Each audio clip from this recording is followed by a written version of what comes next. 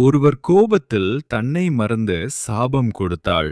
அந்த சாபம் பலிக்காது. கோபம் கண்ணை மறைக்கும், ஆத்திரத்தில் புத்தி மழுக்கும். வார்த்தையால் வந்த சாபம் உண்மையாக வந்தது அல்ல, அது கோபத்தால் வந்தது.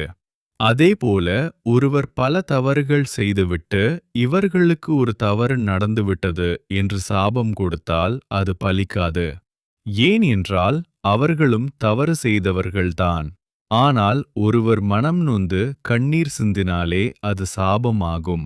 வார்த்தையால் சாபம் இடவில்லை என்றாலும் அடிமனதில் ஏற்படும் வலி சாபமாக மாறும். இவர்கள் சாபம் உடனே பலிக்கும். மறந்தும் இவர்களை பகைத்து விடாதீர்கள். கட்டியவனைத் தவிர வேறு யாரையும் ஏறெடுத்தும் பார்க்கதா. மனைவிகள் சாபம் கண்டிப்பாக பலிக்கும். தாய் தந்தையர்களை அனாதையாக விட்டு சென்றால் அவர்கள் நொந்த மனமே சாபமாக மாறும். ஏன் என்றால் எந்த தாய் தந்தையையும் சாபம் விடுவதில்லை. முனிவர்கள் மற்றும் அப்பாவிகள் சாபம் பலிக்கும்.